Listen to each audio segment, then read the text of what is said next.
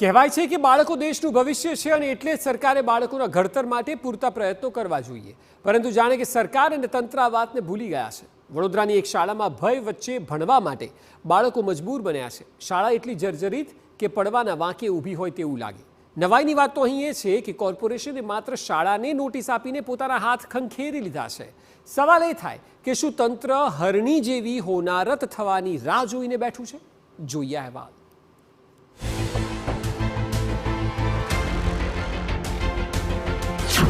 ભય વચ્ચે ભણતર, જર્જરિત થયું ચણતર।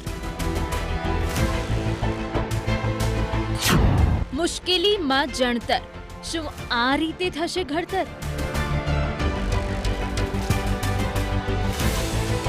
વડોદરાની આ શાળાને જુઓ। નામ નેતાજી સુભાષચંદ્ર બોઝ પ્રાથમિક શાળા। મજબૂત નેતાના નામ પર આવેલી આ શાળા પોતે જર્જરિત થઈ ગઈ છે। એટલી જર્જરિત કે પડવા માટે વાંકે ઊભી છે। વડોદરાના તાંદલજામાં આવેલી આ શાળામાં અનેક વિદ્યાર્થીઓ અભ્યાસ કરી રહ્યા છે, પરંતુ શાળાની જે સ્થિતિ છે તે જોઈ બાળકો સતત ભયનો અનુભવ કરી રહ્યા છે। જરા દ્રશ્ય પર નજર કરો। લાકડા મૂકીને અડધી શાળામાં પ્રવેશવા પર પ્રતિબંધ લગાવી દેવામાં આવ્યો છે। આ દ્રશ્યો કોરોના કાળના ક્વોરન્ટીન વિસ્તારોની યાદ અપાવે છે। અડધી શાળામાં પ્રવેશવા પર પ્રતિબંધ છે તો અડધી શાળામાં વિદ્યાર્થીઓ અભ્યાસ કરે છે। ક્યાંક પોપડા ઉખડી ગયા છે તો ક્યાંક દિવાલમાં વૃક્ષો ઉગી નીકળ્યા છે। શાળા વિદ્યાનું મંદિર કહેવાય છે, પરંતુ આ વિદ્યાના મંદિરની સ્થિતિ એટલી કથળી ગઈ છે કે વિદ્યાર્થીઓ શાળામાં આવતા ડરે છે।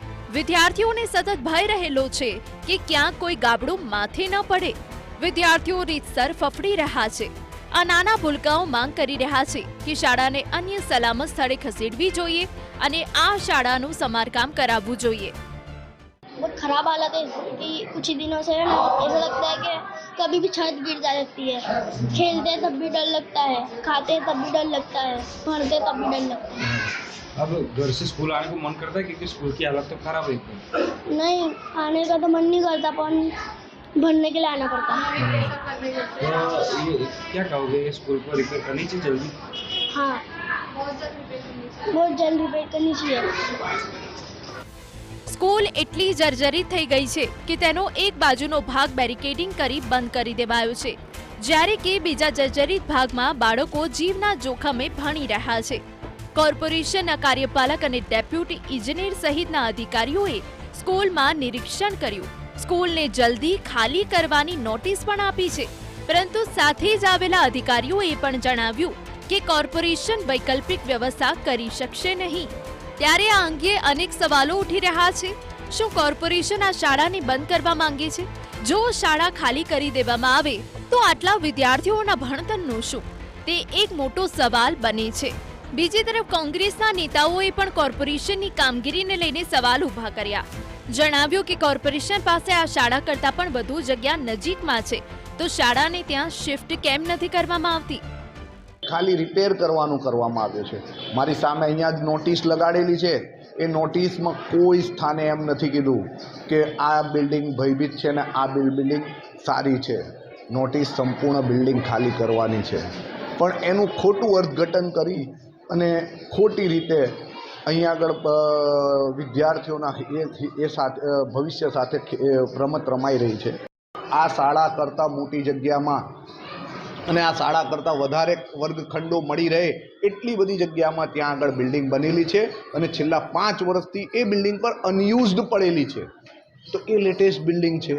તમે તમારી શાળાને જ્યાં સુધી અહીંયા કામ નથી થતું ત્યાં સુધી ત્યાં શિફ્ટ કરી દો। કરવું હોય તો બધું જ થાય।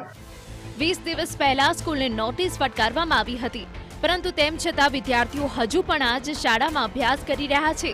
શાળા સંચાલકો અને કોર્પોરેશન શું કોઈ મોટી દુર્ઘટના બને તેની રાહ જોઈ રહ્યા છે? કોઈ શાળાની ઇમારત જર્જરિત થઈ ગઈ હોય તો તુરંત તેનું સમારકામ શા માટે નથી કરવામાં આવતું?